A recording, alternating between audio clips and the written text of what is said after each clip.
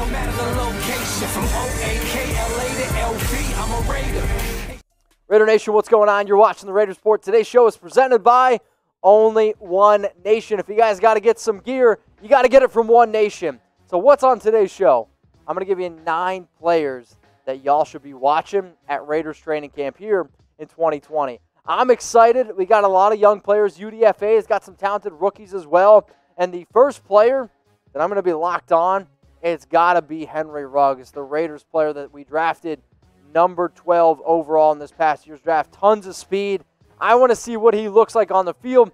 I want to see how fast he is. I want to see how quick he is up against their other cornerbacks. How does he make other players look? Because that's what we're going to get in the game. So obviously he brings the speed. He's going to bring the touchdown ability too. Heck, when you score on, he had 98 catches in college, 24 touchdowns. That's insane, right? I mean, the fact that you're scoring on about 25% of your touchdown receptions, and you'll be able to see that here, that's literally crazy to me. So not only is he going to be able to add a lot of talent on the field, he's also going to be able to bring a lot of talent for the other players surrounding him. So when you're running the 4.27 40-yard dash, that's special. Now, I'm already seeing some people like, Mitch, what do you expect Henry Ruggs is going to do? We'll get to that in just a second. But he is going to be the number 1 wide receiver on this team. And he needs to be the number 1 receiver. Not just for himself, for Derek Carr as well. And I'm really curious to see how he opens up things for players under the middle like Hunter Renfrow or like a Tyrell Williams. So let's play a game here. I want you to try to predict Henry Ruggs' stats line in 2020. How many targets is he going to have? Throw it in the comments. How many receptions? Let me know. Yards and touchdowns. I want you to predict Henry Ruggs' stat line for his rookie season. The next player that I'm going to be watching very, very closely, Lynn Bowden Jr. And you brought him in as a running back. He can also play wide receiver. He can do it all. So if you remember, there were some reports out there that he said, I'm not allowed to tell y'all how the Raiders are going to use me, which is fun to me, right? And it's fun because he is one of the most versatile players, not just in college football last year. He was the most versatile player in college football last year. He's one of the most versatile players right now in the NFL. And I saw some people be like, oh, is he going to be like Taysom Hill? You could see the Raiders use him. But I'm not 100% sure if the Raiders are going to show you exactly how they're going to use Bowden in training camp. But if they do, man, it's something I got to see. I mean, look at these numbers. These numbers in college are fun. 403 passing yards last year. 1,468 rushing yards. I mean, you're looking at the player that led the entire NCAA in yards per carry with 7.9 yards. He can also catch. A lot of total touchdowns, but the question that I'm going to make the pinned comment on today's video, who is going to have more total yards in 2020? Henry Ruggs, type HR, or is it going to be Lynn Bowden Jr., type LB? So for those of you that are watching this on YouTube, okay, you're going to get hit with the YouTube ad break. I want you to scroll on down and let me know which rookie that you see on screen is going to have more total yards in 2020. The next player that I'm going to be watching really close is another quarterback here. It's Marcus Mariota. And the reason why I'm going to be watching Marcus is because if things go bad with Derek, and if y'all watch the show, you know that I do believe in DC, but there's a reason that we went out and paid Marcus Mariota $7.5 for this year and incentives up to $37.5 million. It's because John Gruden, it's because Mike Mayock have a lot of confidence in Mariota. And if things don't go well with Derek, can Mariota step in and truly run this offense? He is still only 26 years old. Has he had an up-and-down career? Yes, absolutely. But he has shown ability here and there. Last season, 7 touchdowns. Did lose his starting job to Ryan Tannehill. But could we see Marcus Mariota potentially start a game this season? Well, it's going to be a question that I'll ask all y'all. So give me a Y for yes, or I want you to give me an N for no. And while we're letting some of these votes come in, I got to take a sip of water. So just give me 1 second here. Y for yes, N for no. Will Marcus Mariota start a game this year? I see Hustle J says no. A lot of no's coming in here. And you know what? I'm going to go with no as well because I think DC's going to play well, and I think the team's going to show up. So, Mariota, as much as I love you, I'm going to type my N for no. Love this deal here. So, shout out to Only One Nation for getting creative. That's what I love here from the nation. If you go to onlyoneNation60.com and use code FCOVID, okay? Use FCOVID at checkout, and if you buy a hat, a tank, or a shirt, you're going to get a free mask, okay? Free face mask. So the masks are $16.99. If you use code FCOVID, save 20%, get free shipping, and you're going to get a free face mask. All you got to do is buy a hat, a t-shirt, or a tank top. The hat, t-shirt, and tank top all are under $30. So think about this. You're basically paying $30 to get, let's say, a hat and a face mask. Yeah, that sounds like a hell of a deal. I'll put it in the comments. It'll be in the description. OnlyOneNation60.com. Use code FCOVID. Next player that I'm going to be watching, Isaiah Johnson. And if there is a player that I think a lot of people are sleeping on, and if there's one player that I think you could look at next offseason and be like, wow, he really broke out, I think it is Johnson. So last season he got hurt. But back in 2019, a lot of people refer to Johnson as the steal of the draft. He's got the height, he's got the length, he's got the raw athletic ability that you love to see in a lot of corners. And what I wanted to do is show y'all some of his 2019 NFL Combine metrics where, I mean, at 6'2", 210 pounds, you're running the 4.4 40. That's crazy. A vertical jump of 36.5. That's really impressive. But the three-cone drill. Three-cone drill is what I absolutely love at 6.81. Isaiah, I said this to Max Crosby last year, beginning of the year. If you want to come on the show, please, please, please let me know, because I am expecting big things from you this upcoming season. So one of the things that I love doing during the season, watch parties. And what exactly is a watch party? A watch party is me talking about the game that you see on screen. We have the score. We're having a good time. It's like a live Raiders report show, but it's like for 5 hours long, 6 hours long. So if that sounds interesting to you, it is coming up. The season's coming right around the corner. If you haven't already, hit the sub button. Join our watch parties. Tell people to come join the watch parties as well. If you're over 21, you can crack one open with me. It's like Raiders tailgating. It's like watching a game at a Raiders bar. I promise y'all, you'll absolutely love it. Another wide receiver up here. Here we go. Rico Gafford and speed. Speed kills, and that's what Rico is going to be able to bring to this football team, but that's what I want to be able to see at camp, right? When I think about the players who could potentially make the 53-man roster, Rico's right there. And oh my Lord, would I love to see this kid make the team. And if you'd ask me, would I rather keep a Rico Gafford or a third quarterback in Nathan Peterman? I'm keeping Rico Gafford every single day of the week because of what he's able to bring you on special teams. So right here, right now, this is what the Raiders wide receiver depth chart looks like. To me, Rico is the number 7 wide receiver. Do the Raiders keep 7 wideouts? I'm not 100% sure. If I was the team, yes, I would end up keeping 7, use Rico for special teams. The other reason why you can bring him in is to stretch the field. Now, when you have Henry Ruggs, Rico's not going to get as much run time, but everyone's super excited about his 56-yard touchdown catch that he had last year, and everyone was wondering, where is Rico?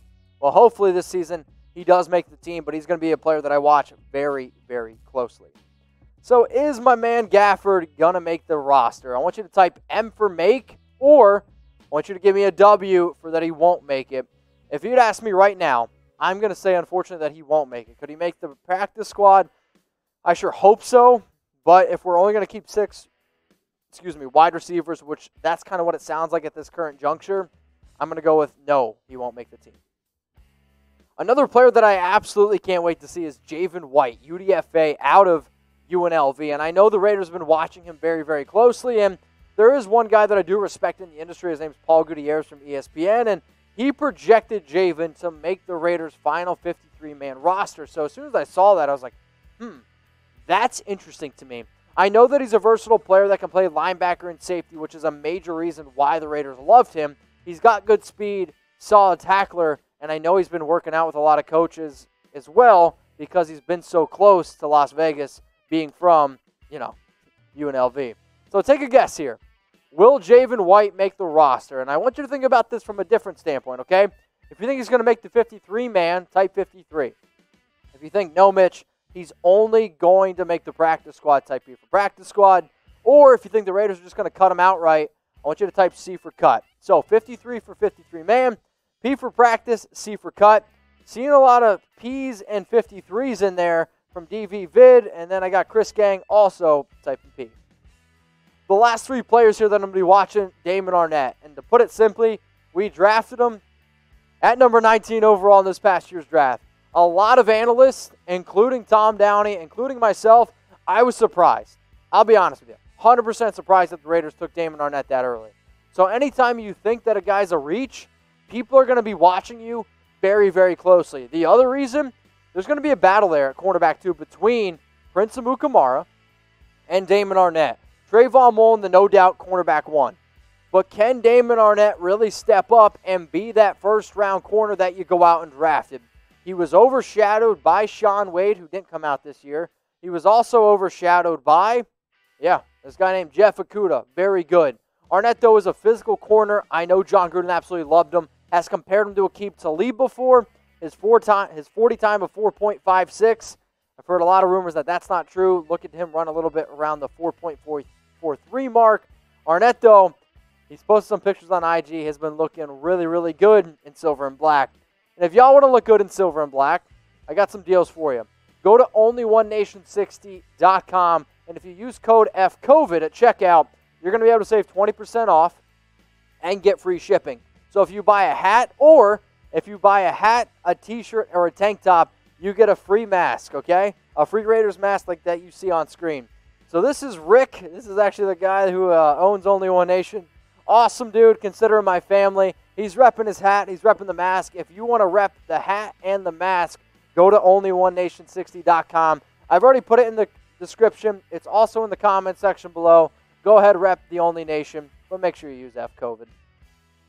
Arden Key, you're next up here on my list, and I need to be able to watch you because I need to see, are we going to get the Arden Key that I know we can get? That's what I want. When he first came out of LSU, could have been a first round pick. Had the first round talent.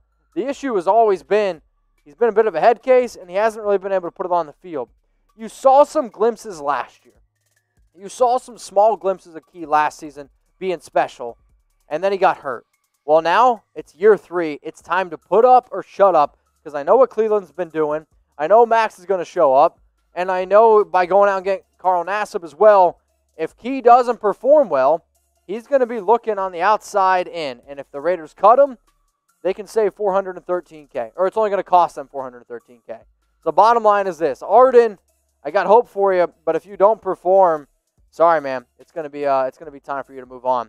So there's another player that you see on screen. He's next up here on my list, and he'll be the last guy that I'll watch at training camp, and perhaps maybe the most close.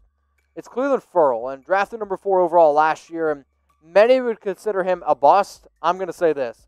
You can't consider anybody a bust after 1 year. Did he struggle? Yes. But according to reports, he's put on about 13 pounds. He's up to 275. Really wanted to bulk up, wanted to get into better shape, and he's done so. 4.5 sacks last season. That's not going to cut it. The other reason why people really kind of, laughed at Furrell's rookie year, you had a 4th-round rookie in Crosby put up 10 sacks. If Cleveland can just come out, give us the same amount of tackle numbers, give us the amount of effort that I know he can, but get around that 7.5, 8 sack mark, that would be special. And for anybody out there that doesn't think that he can do it, go watch his tape at college.